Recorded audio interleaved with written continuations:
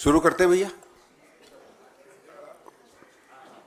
आप सबका स्वागत है और नमस्कार और होली की बहुत बहुत शुभकामनाएं। Thank you. जो मुद्दा आज हम कवर करना चाहते हैं, जो हम लोगों का श्रमिक न्याय की जो 5 वायदे आए हैं, उसके पीछे का सही में बैकग्राउंड या संदर्भ क्या है, वो महत्वपूर्ण है थोड़ा सा, जिसके बारे में बात करनी। और 10 साल नरेंद्र मोदी जी की सरकार ने अगर कहीं सबसे कम उसके सरकार का प्रभाव रहा है, बल्कि उल्टा प्रभाव रहा है, ऐसा प्रभाव रहा है जिसने लोगों की हालत और बिगाड़ी है, तो वो वहाँ रहा है जहाँ हमारे खेतीहर मजदूर और श्रमिक काम करते रहे हैं इस देश में। मैं 2-4 आंकड़े जरूर आपके सामने रखूँगा जो प्रमुखता से ये जो स्थिति बनती चली गई है पिछले 10 साल में, इसको आपके सामने उजागर करेंगे।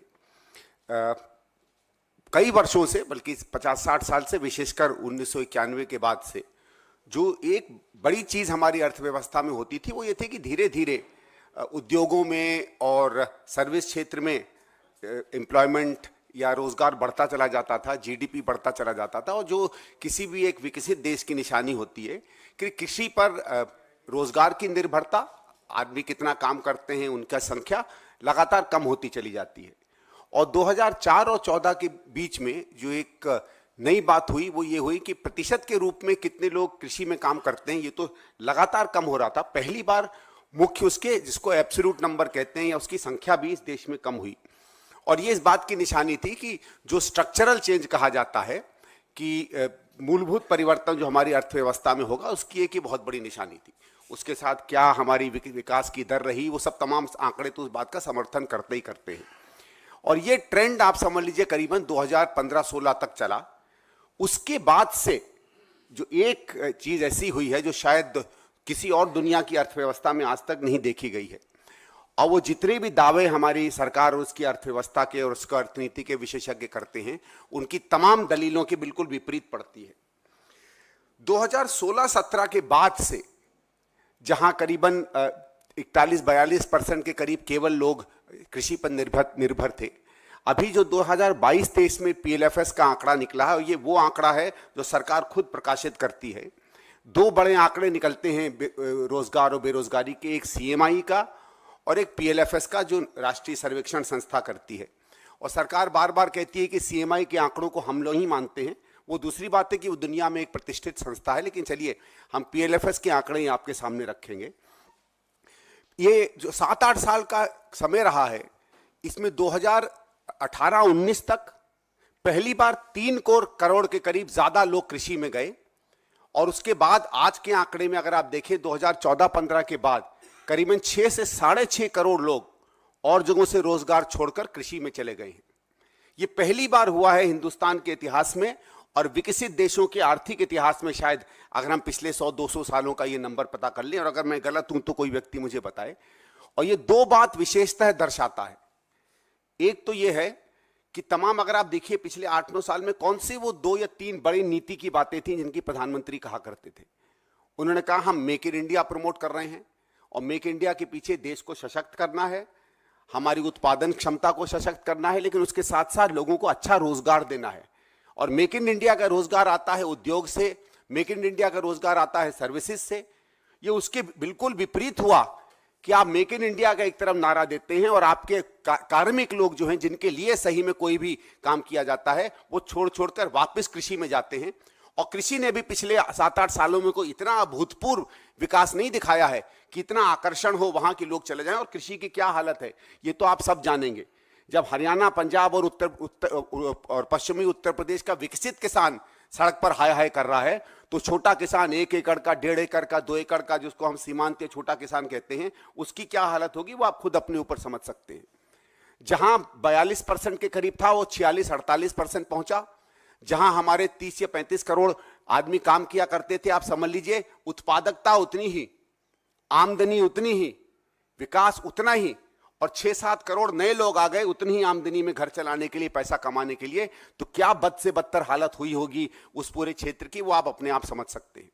और इसी से जब 5-6 करोड़ आदमी शहर से हटकर वापस कृषि क्षेत्र में जाता है, तो सामान्यतः वहां जो खेतीहर मजदूर था, जिसके पास आधा एक एकड़ था, जो थोड़ी अपनी खेती कर लेता था, बाकी मजदूरी करता है या पूरी तरह मजदूरी करता था, उस पर भी भार पड़ा होगा। और उसका आप सब जानते हैं कि जब ज्यादा लेबर किसी जगह चला जाता है, लेबर की जरूरत से ज्यादा अगर सप्लाई हो जाती है, तो पहला उसका असर होता है आमदनियों पर, कितना उसको रोजगार मिलेगा डेली का। और इसीलिए अगर आप देखिएगा, जो एक सबसे बड़ी उपलब्धि थी मनमोहन सिंह जी सरकार में, कि जो रियल वेजेस कहे जाते हैं, सही में जो प्रतिदिन की आमदनी हुआ करती थी, रियल वेजेस जो कहे जाते थे, वो करीबन 4.5% की दर से पूरे 10 साल बढ़े। और खासकर आखिरी के यूपीए 2 में तो 6-6.5% हर साल की रेट से वो बढ़े। और ये रेट मोदी सरकार के 8-9 साल में गिरकर 0.8 रह गया, यानी समझ लीजिए बिल्कुल ही नगण्य सा। और मैं एक नंबर आपके सामने जरूर बताना चाहता हूं, जो और अच्छी तरीके से इस आंकड़ों को आपके सामने रखेगा। 1917 में जब ये दर बिल्कुल नीचे आकर उसके बाद एक तरीके से जीरो की तरफ पहुंचा, तो ये माने जाता था कि हमारे रियल वेजेस जो है कृषि में, वो 19,450 रुपया महीना है। और आज इतने सालों की विकसित भारत, आत्मनिर्भर विकसित भारत की दरों के बाद वो पहुंच गया है केवल 20,39 तक। यानी 8-9 साल में मुश्किल से शायद आधा 1% ओवरऑल बढ़ा है। और अगर आप सीधे सीधे इसको उस बात से लें, आधा 1% ओवरऑल बढ़ा है। और अगर आप सीधे सीधे इसको उस बात से लें कि एग्रीकल्चर में डिस्ट्रेस, एग्रीकल्चर में आप समझ लीजिए समस्याओं के बावजूद जब 6-6.5 करोड़ इंसान और वहां बढ़कर जाता है, तो यही होगा। जहां एक मजदूर को काम नहीं मिल रहा था, अगर वही काम 3-3 मजदूर, 4-4 मजदूर मांगेंगे, तो फिर कीमत अगर 100 रुपए में लेबर मिलता था, वो 80 रुपए पर आ जाएगा, 60 रुपए में आ जाएगा। और जिस आदमी को मुश्किल से 100 दिन का, 80 दिन का, 70 दिन का काम मिलता था, वो शायद 30 दिन या 40 दिन पर आ जाएगा। ये दो बड़ी महत्वपूर्ण बातें मैं चाहता था आपके सामने इनका उल्लेख करूं। और तीसरी चीज, आपने एक और चीज देखी होगी कि अभी सरकार ढिंढोरा पीट रही है कि साहब जो हमारे यहां बेरोजगारी का दर है वो बहुत कम हुआ है। उन्होंने ये माना था कि आज से 3-4 साल पहले बेरोजगारी का दर अपनी ऐतिहासिक दर पर 8-10% के करीब पहुंच गया था, 10-11% के करीब। उसको सरकार ने भी माना और अभी वो आंकड़ा दिखा रहे हैं 5 या 5.2% का। और वो कह रहे हैं कि बहुत अच्छा हम लोगों ने प्रगति की है। लेकिन एक आंकड़ा वो उसमें आपको बताना भूल गए कि जो सबसे ज्यादा इसमें रोजगारी बढ़ी है, वो एक ऐसा नंबर है। और मैं चाहूंगा कि अगर आप लोग सब सरकार की इस विकास दर पर विश्वास करते हैं और इस बेरोजगारी के आंकड़े पे विश्वास करते हैं, तो आप भी सब इसी कैटेगरी में अगली नौकरी करिएगा। उसे अनपेड फैमिली लेबर कहते हैं, मतलब बिना पैसे के अपने परिवार में काम में जुट जाना। यानी अगर आप यहाँ शाम को काम छोड़ के घर जाएं और अपनी अम्मा के लिए कुछ बर्तन का काम कर लें या अपने खेत में हल्का सा खेत जोत लें, तो वो उसको रोजगार की मानक मानी जाती है। दुनिया में हिंदुस्तान केवल एक देश है, करीबन 40-42 देश ऐसे हैं जिनमें रोजगारी और बेरोजगारी के आंकड़े इकट्ठा किए जाते हैं। हिंदुस्तान ही एक ऐसा देश है जिसमें अनपेड फैमिली वर्कर को एम्प्लॉयड माना जाता है। और वो नंबर पिछले 6 से 7 साल में, आपको मैं इसके आंकड़े बताता हूं किस तरीके की प्रगति हुई थी। जब 2004 में मनमोहन सिंह जी की सरकार आई थी, तो करीबन 10 करोड़ लोगों को गिनती से माना जाता था कि अनपेड फैमिली लेबर है। जब मनमोहन सिंह जी की सरकार 2013-14 में हटी, तो 12-13 का आखिरी आंकड़ा है 2012 का, ये करीबन 7 करोड़ के करीब पहुंच गया था, 72 मिलियन के करीब। और ये 2017 तक ये पहुंच गया था और भी कम, करीबन 52-53 मिलियन के करीब, यानी समझ लीजिए 5.25 करोड़ के करीब। आज ये आंकड़ा 9.5 करोड़ पर है। और ये वही 4-4.5 करोड़ लोग हैं जो दर दर भटकते हैं, जिनको कोई काम नहीं मिलता है और केवल अपने घर में जो व्यवसाय चल रहा है, अगर पिताजी की दुकान है या उनका उनकी खेती है, उसमें थोड़ा सा हाथ बटा लिया या अम्मा की मदद कर दी या टायर पंचर की दुकान में आपने हाथ जोड़ लिया, जिसमें आपको पेमेंट कोई नहीं मिलती है, उस आंकड़े से सरकार ने अपने बेरोजगारी के आंकड़ों को बढ़ाया है। ये 3 मुख्य आंकड़े मैं इसलिए देना चाहता था कि जो बद से बदतर हालत आज हमारे खेतीहर मजदूर की, किसानी करने वाले व्यक्ति की, इंडस्ट्रियल लेबर की है, वो इस बात को दिखाता है कि कितनी बुरी तरीके से हमारी अर्थव्यवस्था की नियोजन इस सरकार ने पिछले कुछ समय में किया है। साथ साथ अगर आप केवल सामान्य कीमतों की बात कर लें, इन्फ्लेशन की बात कर लें, तो और आंकड़े कर अपना ये वक्तव्य खत्म करूंगा और फिर अपनी किन कारणों से और इसी से जुड़ी हुई तर्कों से किस तरीके से श्रमिक न्याय के जो हमारे वायदे आए हैं वो क्यों आए हैं, कैसे आए हैं, और हमारे हिसाब से उनका और आने वाली 2 साल भर 2 या 3 महीने के बाद जब इंडिया अलायंस की सरकार आएगी तो किस तरीके से हम अपनी नीतियों में इन विषयों को, इन समस्याओं को अपने सामने रखेंगे, उसका मैं 2-1 मिनट आपके सामने समय लेना चाहता हूं। मैंने आपको ये तो बात बता ही दी, लेकिन उसके साथ साथ 2-1 और चीजें जो हमारी इंडस्ट्रियल लेबर में हुई, वो एक तो जो, क्योंकि वो हमारे वायदे में आता है कि बहुत ही खतरनाक तरीके से कॉन्ट्रैक्ट लेबर की स्थिति बढ़ी है। 2011-12 में जब एनुअल सर्वे ऑफ इंडस्ट्री आया था तो उसमें एक आंकड़ा आया था जो, और वो आंकड़ा मैं इसलिए बताना चाहता हूं कि वो आंकड़ा चौंकाने वाला है। केवल 28% फैक्ट्रियां इस देश में थी जो कॉन्ट्रैक्ट लेबर लिया करती थी। 72% मतलब फैक्ट्रियां ऐसी थी जो पूरा सिर्फ परमानेंट एम्प्लॉयमेंट देती थी। सिर्फ 28% ऐसी थी जो कॉन्ट्रैक्ट लेबर को या दिहाड़ी वाले लेबर को एम्प्लॉय किया करती थी। पिछले साल जो एनुअल सर्वे ऑफ इंडस्ट्री का डेटा आया है वो 28% बढ़ के आज 98% पर आ गया है। यानी समझ लीजिए जितनी फैक्ट्रियां हमारे यहाँ हैं अब केवल दिहाड़ी पर मजदूर रखती हैं, और आप समझ सकते हैं कि दिहाड़ी पर जो मजदूर रखता है उसकी क्या हालत होगी।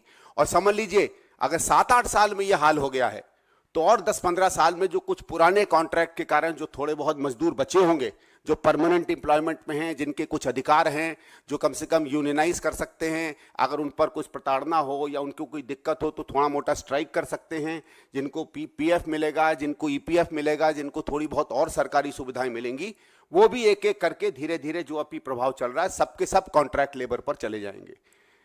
तो ये एक और बहुत खतरनाक स्थिति है, और इस कारण से हमारी पार्टी ने समझा कि श्रमिक न्याय के ऊपर जो 3 या 4 महत्वपूर्ण बातें उस पर हम बात करें। अर्थव्यवस्था में बहुत विस्तार से चिदम्बरम साहब ने 2-1 बार कहा भी है कि किस तरीके से हम रुख अपनी पूरी सरकार की नीतियों का मोड़ के आज एमएसएमई या छोटी उद्योगों की तरफ ज्यादा पैसा लगाने की कोशिश करेंगे। ये माना जाता है कि 10 से 10.5 करोड़ के करीब लोग आज भी एमएसएमई में हैं।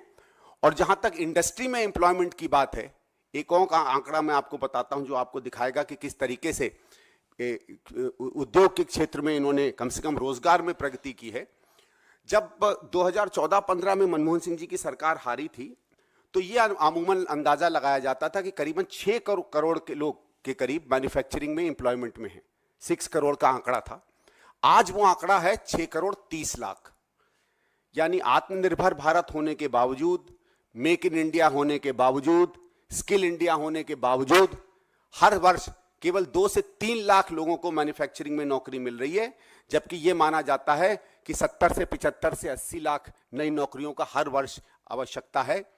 और इसका उस कारण से भी दिक्कत हो रही है क्योंकि जब हमारी सरकार थी 8-10 साल तो 75 लाख के करीब एवरेज पर एनम हम लोग नए रोजगार का सृजन करते थे, जो घटकर मनमोहन जी की सरकार में केवल 29 लाख प्रतिवर्ष रह गया है। इसीलिए जो 4 या 5 हमारी प्रॉमिसेस आए हैं, वो एक तो मैं बता रहा हूं कि अर्थव्यवस्था में किस तरीके से छोटे उद्योगों पर ज्यादा पैसा खर्च करके कोशिश की जाएगी कि वहां दोबारा से जो रोजगार सृजन खासकर गैर कृषि क्षेत्र में या नॉन फार्म सेक्टर में हो रहा था उसको प्रोत्साहन मिले। और तो 4 ऐसे हम लोगों ने स्कीम इसमें अनाउंस किए हैं, वो मदद करेंगे कि जहां जहां इन स्कीमों के कारण लोगों की जिंदगी पे कुठाराघात हुआ है उन्हें मदद मिले। एक होगा स्वास्थ्य अधिकार का, हमारी सरकार एक राइट टू हेल्थ लाएगी जो यूनिवर्सल हेल्थ केयर देगी, जिसमें free essential diagnostics, medicine, treatment, surgery और रिहैबिलिटेटिव और पैलिएटिव केयर होगी। इसमें कुछ इसका थोड़ा सा हल्का आप लोगों ने दर्शन देखा होगा कि राजस्थान में हम लोगों की स्थानीय सरकार ने किस तरीके से एक नई हेल्थ स्कीम को जगह दी, और जब वो जमीन पर उतरी तो शायद ही कोई व्यक्ति है राजस्थान का जो आज भी, भले ही सरकार हमारी वहां चली गई हो, लेकिन इस स्कीम की सराहना नहीं करता है। बल्कि कुछ भारतीय जनता पार्टी के मंत्री लोग भी, सरकार नई मंत्री जो आए थे उन्होंने जब शपथ ली तो उन्होंने और सब चीजें जो भी कही होंगी ये कहा कि वो एक अद्भुत स्कीम थी गहलोत साहब की, और उस स्कीम से और कांग्रेस का जो राइट्स बेस्ड इनिशिएटिव रहा है उससे प्रोत्साहन लेकर ये प्रॉमिस हम लोगों ने दी है। दूसरा जो शहरी रोजगार गारंटी है, ये देखा गया कि इन सब मुसीबतों के बावजूद, खासकर कोविड के समय जब दुनिया में न केवल एक बीमारी की महामारी थी लेकिन आर्थिक महामारी लोगों में पड़ी थी, एक ही स्कीम थी जो एक बुलंद इमारत की तरह इस देश की व्यवस्था को संभाले हुए थी, वो नरेगा स्कीम थी। भले हमारे प्रधानमंत्री जी कुछ भी उस पर चाहे राजनीति कर ले, उनको भी आखिरकार उसी के सामने नतमस्तक होकर उसी का सहारा लेना पड़ा और उसी का सहारा लेके ये देश बचा। तो हमारा ये होगा कि हम उसी तरीके से शहरों में भी जिस तरीके से उसकी आवश्यकता बनेगी और उसका रूप बनेगा, उसी तरीके की एक गारंटी स्कीम हम शहरों में भी लाएं। तीसरा होगा सामाजिक सुरक्षा, खासकर उन सारे असंगठित क्षेत्र के कार्यकर्ताओं के लिए जिसमें हम लोग जो एक नई बात कही जाती है गिग वर्कर्स की, उनको भी जोड़ेंगे और इनके लिए लाइफ इंश्योरेंस और एक्सीडेंट इंश्योरेंस की नई स्कीम लाएंगे। फिर सुरक्षित रोजगार के लिए हमने देखा है कि पिछले 4-5 साल में, विशेषकर कोविड के आने के बाद और कई कोविड के बाद आपने देखा होगा चोर दरवाजे से बहुत सी नई इन्होंने स्कीम्स लाके डाली थी। तो उन्होंने पूरा जो लेबर लॉ था उसको लेबर लॉ से हटाकर लेबर कोड्स बना दिया। और लेबर कोड का मेन होता है कि लेबर लॉ इन्फोर्सेबल होते हैं, आप उसमें कोर्ट पे ले जा सकते हैं, जबकि कोड का कुछ नहीं होता है। कोड तो नॉर्म होता है, आप चाहो तो कह लो, चाहो तो नहीं कह लो, तो उसका कोई मतलब नहीं होता। तो फिर से उन कानूनों को जिनसे सही में हमारे मजदूरों की अधिकार सुरक्षित होते हैं, वो निकाले ना जाए नौकरियों से, प्रताड़ित ना हो, उनको तनख्वाहें प्रॉपर मिलें, जितनी फैसिलिटीज उनको मिलनी चाहिए वो उनको मिलें, उस तरीके के कानूनों को वापस लाएंगे। और आखिर में श्रम सम्मान में, नरेगा में हम ये बात सुनिश्चित करेंगे कि कम से कम 400 रुपये प्रतिदिन का एक मिनिमम वेज हम लोग अनाउंस करें, जो नरेगा में पूरे हिंदुस्तान में इंप्लीमेंट होगा। अब आपके साथ कोई सवाल हो तो थैंक यू।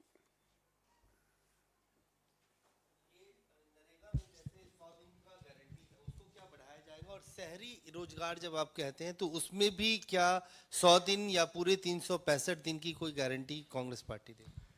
देखिए, 100 दिन में थोड़ा सा बैकग्राउंड ले जाऊंगा, क्योंकि जब ये नया कानून बना था तो उसकी कमेटी में मैं भी था, और 100 दिन हम लोगों ने ऐसे ही नहीं निकाला था। ये देखा गया था कि तमाम जितनी भी स्टडीज हिंदुस्तान में हुई थी उसमें देखा गया था कि वर्तमान स्थिति में जितना रोजगार मजदूरों को, खासकर खेतीहर मजदूरों को मिलता है, उसमें अगर 80 से 85 के करीब अगर और दिन उनको मिल जाते हैं तो वो एक बेहतर जीवन व्यतीत कर पाएंगे और एक जो माइग्रेशन है वो भी कम होगा। तो इसीलिए फिर अब 80-85 एलिगेंट नंबर ही होता, 100 एक एलिगेंट नंबर होता, तो 100 दिन उस समय रखे गए थे। इस बात पर हम लोगों ने उस समय भी कमेटी में कहा था, और आपने देखा होगा हमारे मंत्रियों ने कई बार 10 साल में जब भी चर्चा हुई नरेगा पे कहा कि जब ऐसी स्थिति बनेगी कि 100 से ज्यादा दिनों की हमें गारंटी देनी पड़ेगी, हम उस बात के लिए ओपन हैं। बीच में आपने देखा होगा कई राज्यों में भी 2-1 बार ऐसा हुआ, कहीं सूखा पड़ा, कहीं बाढ़ आई, कहीं और विपदाएं आई, तो 100 दिनों को बढ़ाया गया। उसी तरीके से ये आइडिया है कि हम शहरों में भी रोजगार गारंटी लाएं। शहरों में देखिए, गांव में मूलभूत संरचनाओं का एक अलग रूप होता है, कॉस्ट का वर्सेस इक्विपमेंट का अलग रेशियो चलता है, वहां खुदाई के, जमीन के स्तर के ज्यादा काम होते हैं। शहर में ये हम लोगों ने तय किया है, जो 2-1 बातें विशेषता जिसमें हम लोग खास करेंगे। एक तो building public infrastructure, making cities resilient to climate change, और जो सोशल सर्विसेज में गैप मिलते हैं, पढ़ाई का या स्वास्थ्य का या सामाजिक सुरक्षा का, उसमें कहाँ कहाँ हम ये जो गारंटी योजना है शहर की, उसमें कहाँ कहाँ से हम उसके प्रावधानों को अप्लाई कर सकें कि वो जो गैप्स हैं सरकारी ज़रूरतों में और हमारे बीच में, वो भी पूरा हो। क्योंकि एक मैं और आंकड़ा आप लेके सामने बताता हूं कि हमारी सरकार बार बार, प्रधानमंत्री जी कहते रहते हैं मिनिमम गवर्नमेंट मैक्सिमम वो, लेकिन हमारी मिनिमम गवर्नमेंट एक्चुअली में ऑलमोस्ट जीरो गवर्नमेंट बन गई है।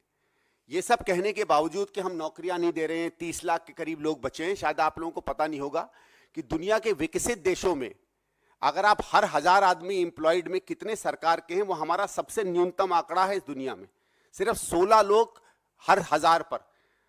ब्राजील को अगर आप देख लें तो 110 है, और रूस जिसको माना जाता है पूंजीवाद का सबसे उत्कृष्ट उदाहरण, उसमें भी उस ब्राजील से भी ज्यादा लोग सरकारी नौकरी करते हैं।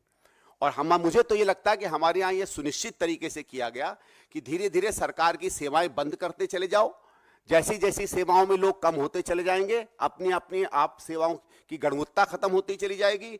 अगर सेवा की गुणवत्ताएं खत्म होती चली जाएंगी तो उस पर लोगों की आशा और विश्वास कम होता चला जाएगा, और आशा और विश्वास जब कम होता चला जाएगा तो आप धीरे धीरे प्राइवेट क्षेत्र का उदाहरण उनके सामने रखकर उसको पेश करोगे, और शून्य में फिर जो भी आपको अंधेरे में कोई एक दिया भी दिखता है तो वो दिया ही आपको सूर्य के समान दिखता है।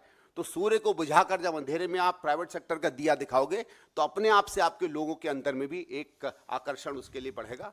तो ये जो सरकार को उसके कर्मचारियों को कम करके कमजोर किया गया, उसकी सर्विसेज की क्वालिटी घटाई गई है, मेरे हिसाब से तो एक सुनिश्चित तरीके से सरकार ने, जो उसकी मूल नीति रही है कि सरकार की जगह और लोगों की जगह ये कुछ लोगों की अर्थव्यवस्था बन जाए, ये भी उसके तरफ एक कदम था।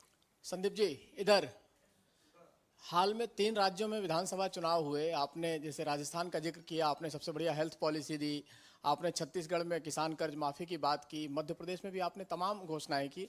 बावजूद इसके जनता आपके बातों पर नहीं आई। क्या वजह है कि आप जनता तक अपनी बात पहुंचा नहीं पा रहे हैं, जनता को आपकी बात पर भरोसा नहीं है? नहीं, देखिए, एक तो यह है कि इन तीनों राज्यों में मैं तो थोड़ा बहुत अपने अनुभव से भी कह सकता हूं, क्योंकि मध्य प्रदेश में हम लोग थे। जो आपकी बात रही कि क्या हम अपनी बातों को, अपने वायदों को उनको उस तरीके से लोगों के बीच में नहीं पहुंचाए जिस तरह आवश्यकता थी, इस बात को मैं मानता हूं। प्रचार प्रसार में हमने हमेशा माना है, क्योंकि शायद हम लोग एक पुरानी पार्टी रहे हैं, उस समय हम लोगों को, ज़्यादातर लोगों को प्रशिक्षण मिला चुनाव लड़ने में या देश चलाने में, कि काम ज़्यादा करते लोग अपने आप उसका एहसास होगा। शायद वो हमारी अभी भी डीएनए में एक वो गलत जीन घूम रहा है, उसको बदलना पड़ेगा। अब ज़्यादा चीखो चिल्लाओ तो उसकी आवश्यकता पड़ती है।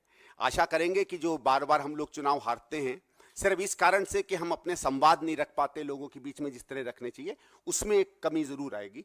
दूसरा ये भी है कि तीनों राज्यों में हम लोगों ने देखा कि जो नए संवाद के तरीके हैं, नई कम्युनिकेशन के तरीके हैं, आखिरी 3-4 दिन में जो मेहनत करने के तरीके हैं, उसमें भी हम लोगों को बदलाव देना पड़ेगा। और इसलिए मैं कह रहा हूं कि शायद ये 3 चुनाव एक तरीके से आप समझें तो, क्योंकि चुनावी रणनीति में हमको लगा कि हम कहीं ना कहीं कमजोर हुए, उनसे सीखकर आप दिखेगा कि अगले 2-1 महीने में आप खुद ही 3 महीने बाद मुझसे कहेंगे, संदीप जी आप लोगों ने सीखा जरूर था।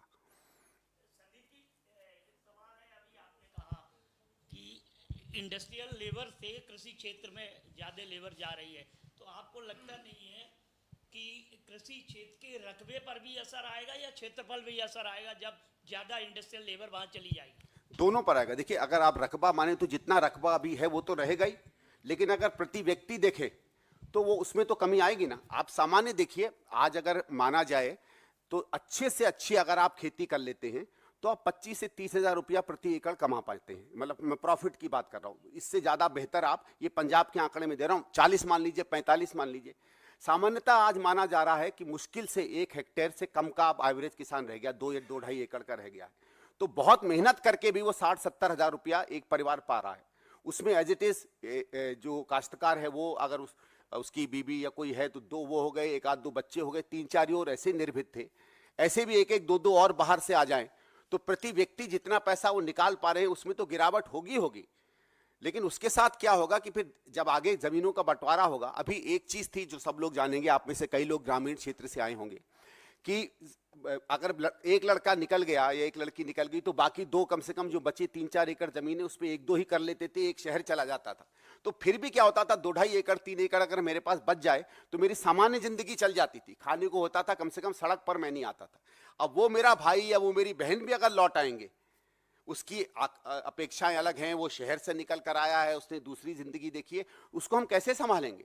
वो संभालना भी होगा। मुझे लगता है इसमें केवल रोजगार के स्तर पे नहीं, आर्थिक स्तर पे नहीं, पर सामाजिक दिक्कतें भी आएंगी।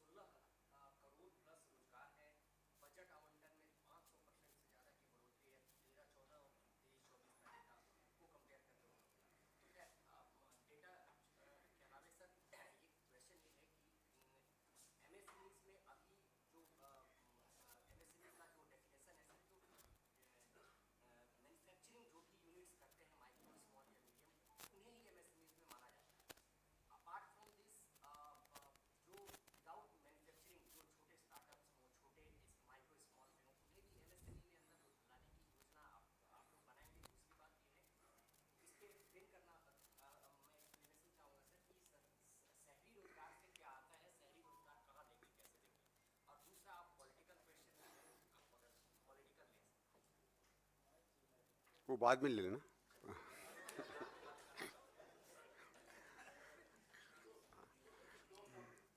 मैं पॉलिटिकल जवाबों पे आजकल सतर्कता से जवाब देता हूँ।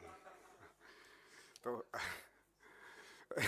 नहीं, देखिए, जो आपका आंकड़ा है वो एमएसएमई का है या ओवरऑल मैन्युफैक्चरिंग में एम्प्लॉयमेंट का, ये मैं नहीं जानता, क्योंकि हमारे आंकड़े तो जो पीएलएफएस के सर्वेज आते हैं और जो एमएसएमई की साइट में है उसमें। लेकिन मैं एमएसएमई का एक आपको जरूर इंटरेस्टिंग आंकड़ा दूंगा, क्योंकि ये लोग जब बात, देखिए, एक तो क्या है एमएसएमई में क्या खूबसूरती है बड़ी इंडस्ट्री से।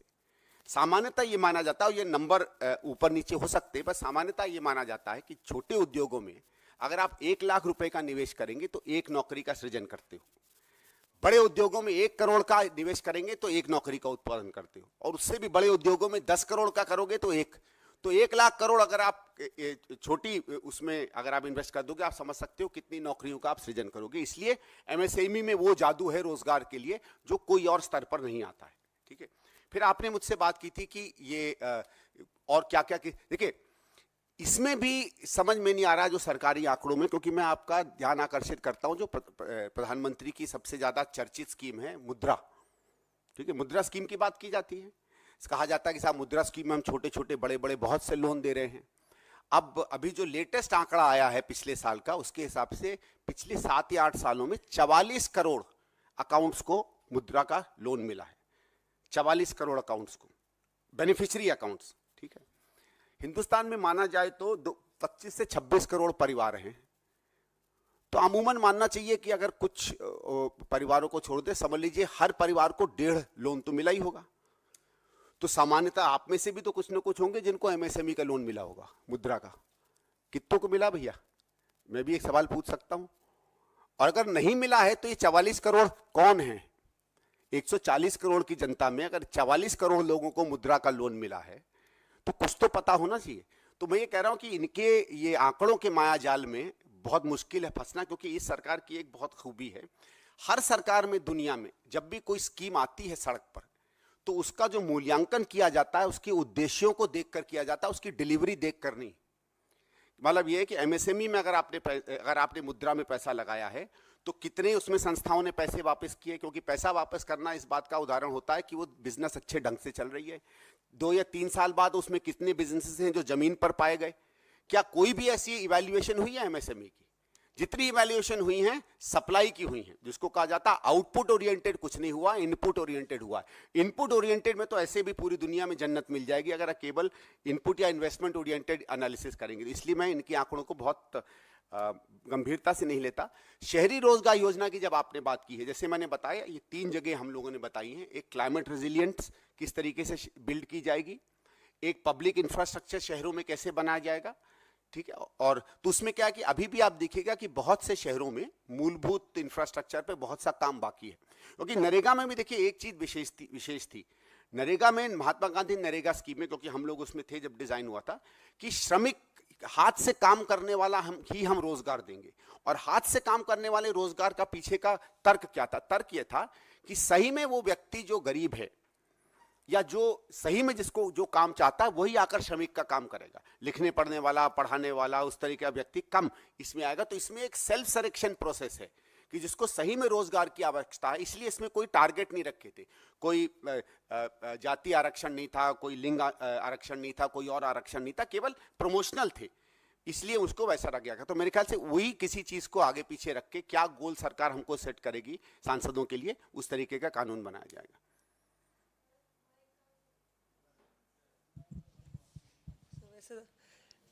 संदीप जी, जेपी नड्डा साहब ने केजरीवाल को कहा था एक वक्त पे कि तू इधर उधर की बात ना कर, तू ये बता काफिला क्यों लटा। क्योंकि आप बहुत सारी इधर उधर की बातें कर रहे थे, मैं पूछना चाह रही थी, दिल्ली के टिकट नहीं बटे हैं, क्या आप कांग्रेस की नीति ये श्रमिक और तमाम गारंटियों को लेके पार्टी के लिए और अपने लिए जो है वोट मांगेंगे या नहीं? इसके बारे में कुछ क्लैरिटी है कि नहीं? वैसे पहली चीज तो मौसमी जी, काफिला तो उन्हीं का लुटने वाला है, तो हमारा नहीं लुटेगा। नहीं, देखिए ये जो मैं कम से कम पिछले कुछ समय से जो गारंटियां हमारी देख रहा हूं, हमको लगता है कि हमारे राजनीतिक कैंपेन में ऑलमोस्ट स्वाभाविक है। जैसे दिल्ली की अगर आप बात करें तो कृषि से संबंधित या किसान से संबंधित तो है, वो बहुत ज़्यादा हमारे लिए रेलिवेंट नहीं है। हमारे यहाँ मेरे ख्याल से खेती किसानी 3-4%, 5% ही लोग होंगे, उससे ज़्यादा नहीं होंगे। लेकिन जितनी चीज़ें, जितनी गारंटीज कही जा रही हैं, मेरा जो अनुभव रहा है दिल्ली का, उसमें मुझे लगता है कि उनमें से हर गारंटी में कुछ न कुछ ऐसा है जो वहाँ एक प्रभाव करेगा जहाँ लोगों में सच्ची को किसी न किसी चीज़ की ज़रूरत दिख रही है। जैसे मैंने कुछ जो श्रमिक गारंटियों की आपके सामने बात की, तो मुझे लगता है कि ये 25 गारंटियों को लेकर और जो बाकी मैनिफेस्टो हमारी पार्टी का और इंडिया अलायंस का बनेगा, उनको अगर हम लेकर सड़क पर जाएंगे तो दिल्ली में तो मुझे कम से कम एक चीज़ मालूम है कि 7 सीटों पर हम लोग अब की बार बहुत बुरी तरह हिलाने वाले हैं बीजेपी को। देखिए वो जब मैं स्पोक्स पर्सन से बाहर बात करूंगा तब पूछ लीजिएगा। जी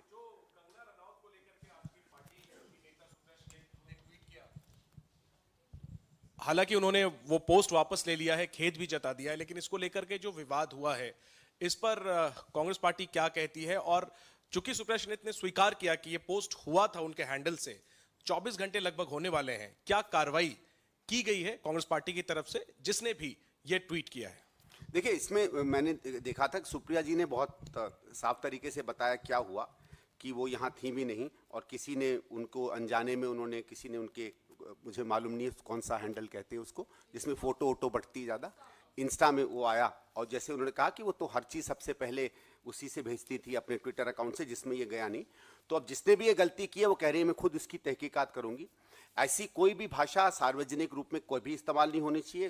कांग्रेस पार्टी का इस पर बहुत सीधा सीधा समय है। ये बिल्कुल ऐसी चीज़ है जिसका सार्वजनिक रूप में ऐसी भाषाओं का कहीं कोई जगह नहीं है। सुप्रिया जी ने खुद कहा है कि जिससे भी हुआ है वो गलती हुई है, उन्होंने एक्सप्लेन भी किया। मेरे ख्याल से वहीं हमको मैटर रखना चाहिए।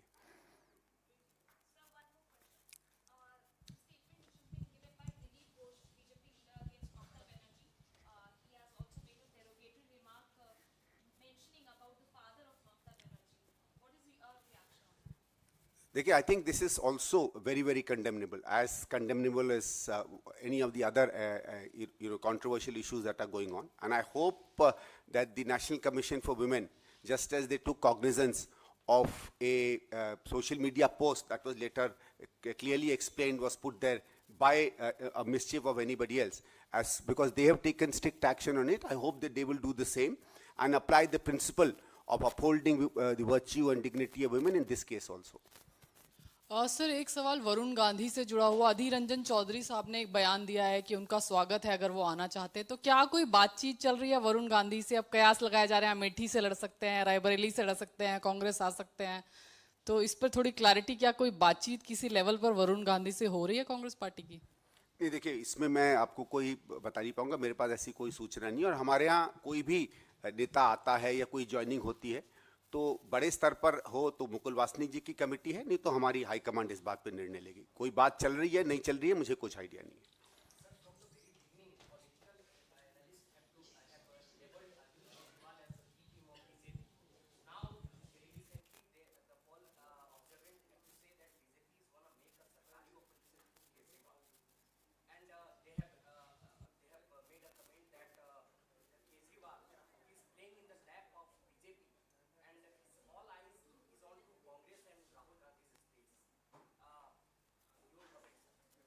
नहीं देखिए ठीक है, जो लोगों को इंडिया अलायंस से डर लग रहा है, उनको लगता है कि अब किस तरीके से जो सशक्त होकर इंडिया अलायंस बाहर निकल कर आई है उस पर अपनी अपनी टिप्पणी करें। मैं बस इतना कहना चाहता हूं कि इंडिया अलायंस में आम आदमी पार्टी की एंट्री आज से कोई 4-5 महीने पहले, 3 महीने पहले हुई थी। तो पहले तो इस तरह के कमेंट्स आए नहीं। कमेंट तो यही आ रहे थे कि ये लोग भाग जाएंगे, अलायंस में नहीं आएंगे। जब अलायंस में आ गए तो एक नई तर्क से ये लोग बदनाम करने लगे इंडिया अलायंस को। तो इन लोगों की जो आलोचना है उसको मैं गंभीरता से नहीं लेता हूँ।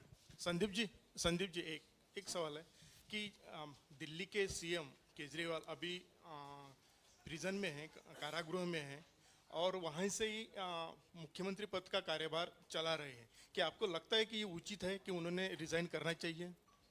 देखिए कौन किस पार्टी के संसदीय दल का नेता होता है ये पार्टी के विधायक ही चुनते हैं।